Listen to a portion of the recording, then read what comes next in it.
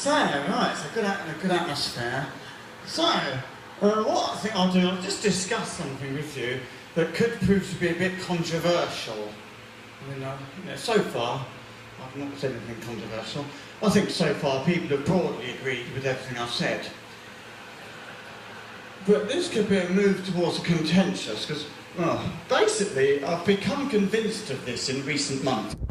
I've become convinced that men do not like beer. Well, as I suspected, a difficult reaction. People not agreeing with me. The thing is, though, I think I might actually be correct. And what I'll do is I'll give you the evidence. Because, well, we've all seen this with men, haven't we? That they will drink quite a lot of beer, and then, when they're sufficiently drunk, they'll move on to other, nicer drinks. Like, typically a man will say something like, right, I've had 12 big bottles of beer, I've made my point, I am definitely a man, I'll now please have a Southern Comfort and lemonade. Oh, lovely, Southern Comfort just slips down, it's delicious. I wish I'd had this earlier, actually. Yes, a couple more of these and I'll be ready to dabble in homosexuality. So, I think I've won you over with my intellectual argument. But some of you may have noticed, towards the end there, I said something that was slightly untrue. I got a little bit exaggerated with myself, to be honest. I got carried away. I just want to clear this up. It's not actually true that all men in that situation, having had 12 bottles of beer and a couple of Southern Comforts, will dabble in homosexuality. Not true. Not true. Now, quite a few men in that situation will frankly be too nervous to dabble in homosexuality. In which case, they'll just find another man and hit him.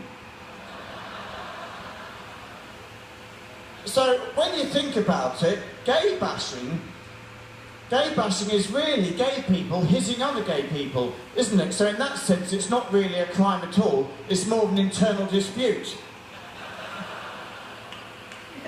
So let's stay on this subject for a moment, a subject that's provoked considerable interest from the crowd. The subject is homophobia, so we've talked about one type of homophobia there, that's when you get gay people who can't admit that they're gay hitting other gay people. Now, the other type of homophobia is when you get heterosexual people being homophobic, and typically that would take the form of, like a man will say something like, yeah, well, I don't mind gay people as long as they don't force it on me. Yeah, I don't like it when they force it on me. And the man who says that is always a man that you could never imagine anyone wanting to force any kind of sex onto. In fact, if anything, quite the opposite. Yeah, I don't like it when they force it on me. Like, oh, what does that mean, don't like it when they force it on me? And we've all heard those words, haven't we? But if we just analyse those words briefly, using brain, then what those people are basically saying is that they don't mind gay people as long as the gay people don't sexually assault them. I mean, surely that should be understood within the moral and legal frameworks of society. It's not actually necessary to say that, is it? We can take it as read. You don't hear people saying, oh yes, well I like to order a drink at the bar, but I don't like it when the barman throws anthrax in my face.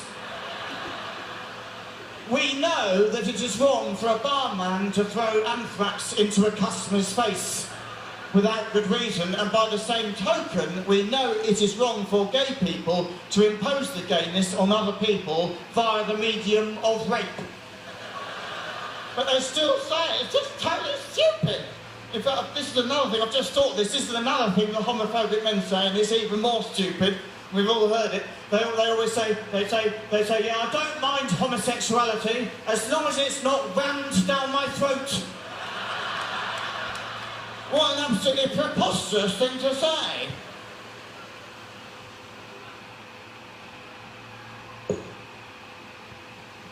We'll go now, because that was the end of the performance. Thank you.